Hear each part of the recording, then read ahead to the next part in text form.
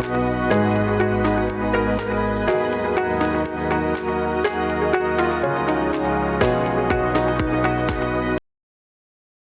Morning friends. ఈరోజు మనం respiratory diseases అంటే హ్యూమన్ బీయింగ్స్లో అంటే మనుషుల్లో శ్వాసక్రియకి సంబంధించినటువంటి వేరు వేరు వ్యాధులు వస్తూ ఉంటాయి. ఆ వ్యాధుల గురించి ఒకసారి మనం మాట్లాడుకుందాం. అంటే గతంలో ఏ విధమైనటువంటి క్వశ్చన్స్ రావడం జరిగింది, ఆ క్వశ్చన్స్ మీద భవిష్యత్తులో ఏ విధమైనటువంటి క్వశ్చన్స్ దానికి సంబంధించి రావడానికి అవకాశం ఉంది అనే దాని గురించి ఒక్కొక్కటి మాట్లాడుకుందాం. దీనిలో మొట్టమొదటి ఏంటంటే ఎంఫసీమా అని ఒక డిసీజ్ వస్తుందండి. ఎంఫసీమా డిసీజ్ వస్తుంది. It is abnormal distinction of alveoli which result in the loss of elasticity. సాధారణంగా చూడండి, మనం ఆల్రెడీ డయాగ్రామ్స్ చెప్పుకున్నాం. మనం ఏంటి, ఇది ట్రాకియా అని చెప్పుకున్నాం. ఇది ట్రాకియా. ఈ ట్రాకియా అనేది బ్రాంకై కింద ఏర్పడుతుంది, అంటే శ్వాసనాళాల కింద ఏర్పడుతుంది. ట్రాకియా అంటే వాయునాళం. ఇది వాయునాళం. ఈ వాయునాళం అనేది ఊపిరితిత్తుల్లోకి అంటే ఛాతీ భాగంలోకి వెళ్ళిన తర్వాత 2 నాళాల కింద వెళ్ళిపోతుంది. దాన్ని శ్వాసనాళాలు అని చెప్పారు. 2 శ్వాసనాళాలు ఉంటాయి. ఆ 2 శ్వాసనాళాలు కూడా సన్నంగా విడిపోయి చివరికి శ్వాసనాళిక కింద అవుతాయి. ప్రతి శ్వాసనాళిక కూడా ఆల్వియోలై అనే గదిలోకి వెళ్తాయని చెప్పాం. ఇది ఆల్వియోలై అనే గదులు. ఆల్వియోలై అనే గదులు వాయుగోణులు అంటారు. ఆ ఆల్వియోలై అనే గదులు అనేవి ఊపిరితిత్తుల్లో ఉన్నటువంటి అతి చిన్నమైనటువంటి గదులు. మొత్తం ఊపిరితిత్తులన్నీ కూడా చిన్న చిన్న గదులుగా ఏర్పడి ఉంటాయి. వాటిని ఆల్వియోలై అంటారు. ఇప్పుడు ఆ ఆల్వియోలై అనేది అబ్నార్మాలిటీ ఏర్పడితే అటువంటి డిసీజ్ని ఎంఫసీమా అని పిలుస్తారనమాట. చూడండి, డిసీజ్ ఏంటి, ఎంఫసీమా. ఎంఫసీమా అనేది ఎందుకు వస్తుందండి, ఆల్వియోలైలో ప్రాబ్లమ్స్ వస్తే ఏదైనా ఎంఫసీమా అంటారనమాట. సిగరెట్ స్మోకింగ్ అంటే సిగరెట్స్ తాగడం కానీ పొగ తాగడం కానీ, chronic bronchitis are 2 main causes. దీనికి మెయిన్ కాజెస్ ఏంటంటే క్రానిక్ బ్రాంకైటిస్ ఒకటి అండ్ సిగరెట్ స్మోకింగ్ ఒకటి దీనికి ప్రధానమైనటువంటి కారణాలు. అది ఎంఫసీమా డిసీజ్. క్వశ్చన్ ఎలా వస్తుందంటే ఎంఫసీమా అనే డిసీజ్ ఏ అవయవానికి వస్తుంది అని అడుగుతాడు అనమాట. నెక్స్ట్ బ్రాంకైటిస్ అంటే it is caused with inflammation of tubes leading from the wind pipe to lungs. మన విండ్ పైప్ నుంచి లంగ్స్కి వెళ్ళేటటువంటి పైప్స్ ఉన్నాయి కదండి, ఇది విండ్ పైప్ అంటే ట్రాకియానే మనం విండ్ పైప్ అంటామని చెప్పుకున్నాం. ట్రాకియా లేదా విండ్ పైప్ లేదా వాయునాళం అన్నాం. వాయునాళం దేని కింద మారిపోయింది, 2 నాళాల కింద అవుతుంది. ఆ 2 నాళాలను ఏమంటాం, శ్వాసనాళాలు లేదా బ్రాంకై అని చెప్పుకున్నాం. బ్రాంకై దేని కింద విడిపోతుంది, సన్నని నాళ కింద అవుతుంది. వాటిని బ్రాంకియోల్స్ అని చెప్పుకున్నాం. శ్వాసనాళికలు అన్నాం. ఈ శ్వాసనాళికలు కానీ శ్వాసనాళాలు కానీ ఒక గొట్టంగా ఉంటాయి. ఫర్ ఎగ్జాంపుల్ ఆ గొట్టాన్ని కట్ చేసాం అనుకోండి, ఇలా ఒక పొర ఉంటుంది, లోపల లైనింగ్ ఉండి మరో పొర ఉంటుంది. ఇప్పుడు ఈ లైనింగ్ లోపల ప్రాబ్లమ్స్ వచ్చి ఇది ముడుచుకుంది అనుకోండి, ఇన్ఫ్లమేషన్ అంటే ఉబ్బింది అనుకోండి, ఇలా ఉబ్బితే ఊపిరి సరిగా ఆడదనమాట, గాలి ప్రవాహం జరగదు. అటువంటి సమస్యనే బ్రాంకైటిస్ అని పిలుస్తూ ఉంటారనమాట. బ్రాంకైటిస్ తెలుగులో కూడా బ్రాంకైటిస్ అని పిలుస్తూ. బ్రాంకైటిస్ ఏదైనా మెడిసిన్స్ వల్ల కానీ లేకపోతే కాలుష్యం వల్ల కానీ ఈ బ్రాంకైటిస్ అనే సమస్య వస్తూ ఉంటుంది. జెనెటికల్గా కూడా ఈ సమస్య వస్తూ ఉంటుందన్నమాట. అది బ్రాంకైటిస్ అనే డిసీజ్. నెక్స్ట్ థర్డ్ డిసీజ్ ఏంటంటే కామన్ కోల్డ్. అంటే మనకి జలుబు వస్తూ ఉంటుంది. జలుబు అన్నా పడిసం అన్నా ఒకటే. ఈ జలుబు లేదా కోల్డ్ అనేటటువంటి డిసీజ్ వల్ల కూడా మనం ఇబ్బంది పడుతూ ఉంటాం. This is highly infectious disease and is caused by a virus which result in a bad throat, headache and watery nose. ఈ జలుబు అనే దానిలో ఏం జరుగుతుంది, మన గొంతు బొంగురు పోవడం ఒకటి, హెడాక్ తలనొప్పి రావడం ఒకటి, ముక్కు ద్వారా నీరు కారడం ఒకటి అన్నీ కలుగుతుంటాయి. ఇది వైరస్ వల్ల కలుగుతూ ఉంటుంది, వాతావరణం మార్పుల వల్ల కలుగుతూ ఉంటుంది. అనేక రకాలైన కారణాల వలన కామన్ కోల్డ్ వస్తుంది. కామన్ కోల్డ్ కూడా ఒక లంగ్ డిసీజ్. అలాగే సైనోసైటిస్ అనే ఒక డిసీజ్ ఉంటుంది. సైనోసైటిస్ అంటే అర్థం ఏంటంటే it is inflammation of the mucus membrane in nasal sinus. ఇంతకుముందు మనం చెప్పుకున్నాం, ముక్కు అనే దాని లోపల, ఇది ముక్కు కదా, ఈ ముక్కుకు నాస్టిల్స్ ఉన్నాయి. నాస్టిల్స్ లోపల ఒక గది ఉంటుంది అని చెప్పుకున్నాం. ఒక గది ఉంటుంది. ఈ గది దీన్ని నాసల్ ఛాంబర్ అంటాం. ఈ నాసల్ ఛాంబర్ లోపల మ్యూకస్ గ్లాండ్ ఉంటుంది.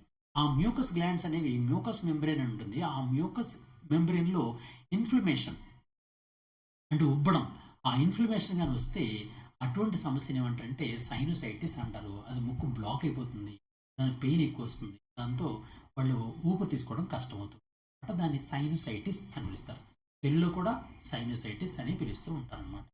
సైనోసైటిస్. సైనోసైటిస్ అంటారు. సైనోసైటిస్ అనేటువంటి డిసీజ్ కూడా దీనికి సంబంధించిందండి, మన శ్వాస వ్యవస్థకు సంబంధించిన డిసీజ్ అండి. అలాగే లంగ్ క్యాన్సర్, లంగ్స్ లోపల వచ్చే క్యాన్సర్ అనమాట. ఆ లంగ్స్ లోపల కొన్ని భాగాలు ఎక్కువగా విభజించిపోతుంటే దాన్ని లంగ్ క్యాన్సర్ అని పిలుస్తారు. అది కూడా మనం ఈ లంగ్స్కి సంబంధించిన డిసీజ్. అలాగే ఇంకోటి కూడా ఉంటుంది, దాన్ని సిఓపిడి అంటారు. సిఓపిడి అంటే అర్థం ఏంటంటే chronic obstructive pulmonary disease. Chronic obstructive pulmonary disease అనే దాన్ని సిఓపిడి అంటారు అనమాట. ఇక్కడ విషయం ఏంటంటే this cause breathlessness or the inability to exhale. మనం గాలి తీసుకోవడం కానీ గాలి విడిచిపెట్టడం కానీ చాలా కష్టమవుతుంటుంది. అటువంటి సమస్యని క్రానిక్ అబ్స్ట్రక్టివ్ పల్మనరీ డిసీజ్ అంటారు. It largely effects people who have been expose to some sort of smoke. అంటే విపరీతంగా పొగ, ఆ పొగకి ఎక్కువ ఫోకస్ అవుతూ ఉంటే అటువంటి వాళ్ళకి ఈ సమస్య ఎక్కువ వస్తూ ఉంటుంది. వాళ్ళు ఏంటంటే గాలి పీల్చుకోవడం కష్టమే, గాలి విడిచిపెట్టడం కష్టమే. ఇక్కడ మీకు డయాగ్రామ్ చూడండి ఒకసారి. నార్మల్ బ్రాంకియల్ ట్యూబ్ అనేది ఇక ఈ విధంగా ఉంటుంది. ఒక ట్యూబ్ అనేది ఓపెన్ అయి ఉంటుంది, అందులో గాలి ఈజీగా ఫ్లో అవుతూ ఉంటుంది. కానీ ఈ క్రానిక్ అబ్స్ట్రక్టివ్ పల్మనరీ డిసీజ్ వస్తే ఈ పైప్ అనేది, ట్యూబ్ అనేది కుచించిపోతుంది అనమాట, ముడుచుకుపోతుంది.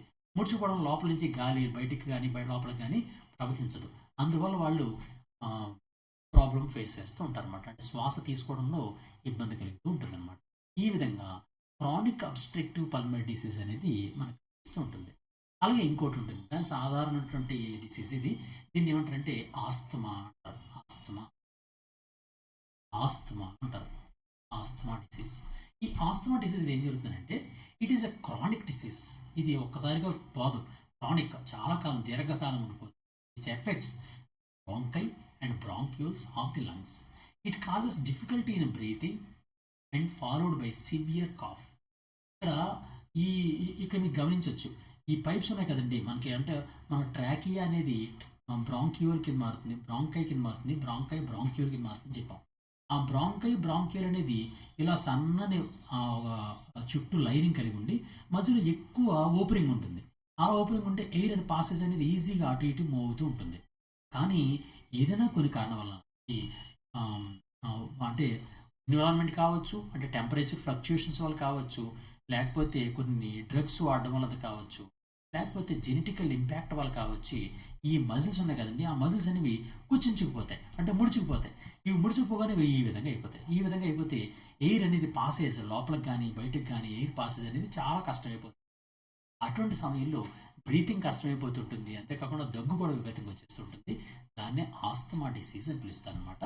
ఆ ఆస్తమా డిసీజ్ కూడా ఊపిరితిత్తులకి, అంటే రెస్పిరేటరీ ట్రాక్కి వస్తూ ఉంటుంది అనమాట, రెస్పిరేటరీ సిస్టమ్కి వస్తూ ఉంటుంది అనమాట. ఈ విధంగా మొత్తం రెస్పిరేటరీ సిస్టమ్కి వచ్చినటువంటి డిసీజ్ అన్నీ కూడా ఈ విధమైనటువంటి డిసీజ్ కిందే ఉంటూ ఉంటాయి. ఈ డిసీజులన్నీ కూడా ఒక్కొక్కటి మనం చూసుకున్నట్లయితే వీటి నుంచి మనకి ఎక్కువగా క్వశ్చన్లు వస్తూ ఉంటాయి. ఆ క్వశ్చన్స్ నుంచి మనం మెన్షన్ చేయడం జరిగింది. మీకు ఇంకా ఏదైనా డౌట్ ఉంటే నాకు కామెంట్ రూపంలో తెలియజేయండి, తప్పనిసరిగా దానికి సంబంధించిన మీకు అందిస్తాను. మిత్రులారా, ఎవరైనా సరే ఇంకా మన యాప్ డౌన్లోడ్ చేసుకోకపోతే, గాంధీవం యాప్ను డౌన్లోడ్ చేసుకోకపోతే మీరు ప్లేస్టోర్లోకి వెళ్ళి GANDEEVAM గాంధీవం అని టైప్ చేసి మన గాంధీవం యాప్ని మీరు డౌన్లోడ్ చేసుకోండి. డౌన్లోడ్ చేసుకోవడం ద్వారా మీరు దానిలో ఫ్రీగా డైలీ ఫ్రీ కరెంట్ అఫైర్స్ని కూడా మీరు పొందగలుగుతూ ఉంటారు. అంతేకాకుండా డిఫరెంట్ ఎగ్జామ్స్కి, వేరు ఎగ్జామ్స్కి సంబంధించినటువంటి గైడెన్స్ కూడా మ్యాక్సిమం అన్ని ఎగ్జామ్స్కి సంబంధించినటువంటి ఇందులో ఇవ్వడం జరిగింది. అందులో వాటిని తప్పనిసరిగా మీరు చదువుకోండి, దానికోసం ఉపయోగించుకోండి, మన మిత్రులకు కూడా ఎక్కువ తెలియజేయండి. అంతేకాకుండా ఈ మధ్యకాలంలో తెలంగాణలో కానీ ఆంధ్రలో కానీ ఏ ఎగ్జామ్లో జరిగినా సరే, ఏ ఎగ్జామ్ జరిగినా సరే మన ఏకలవ్య నుంచి అత్యధికంగా ప్రశ్నలు వస్తాయనే విషయం మీ అందరికీ తెలిసిందే. మీకు ఎవరికైనా డౌట్ ఉంటే దానికి సంబంధించినటువంటి క్వశ్చన్ పేపరు, మన బుక్లో వచ్చినటువంటి ఆన్సర్స్ని పేజ్ నెంబర్తో సహా ప్రతి ఎగ్జామ్లో కూడా పడుతున్నటువంటి ఎగ్జామ్స్ అన్నీ కూడా పేజ్ నెంబరు, పిక్చర్స్తో సహా మీకు యూట్యూబ్లో వీడియోస్ పెట్టాను. అంతే కూడా మన యాప్లో కూడా వీడియోస్ పెట్టాను, మన ఏకలవ్య విజీవ్ అని చెప్పి. అవన్నీ మీరు చూడండి, మీ మిత్రులు కూడా వాటిని షేర్ చేయండి. మన ఏకలవ్య యొక్క గొప్పతనాన్ని అందరికి కూడా తెలియజేయండి. తప్పనిసరిగా మరింత ఎక్కువ మందికి మన ఏకలవ్య చేరే విధంగా మీ అందరి యొక్క సహకారం కూడా అందిస్తారని కోరుకుంటూ, all the best. God bless you. Thank you very much. Thank you.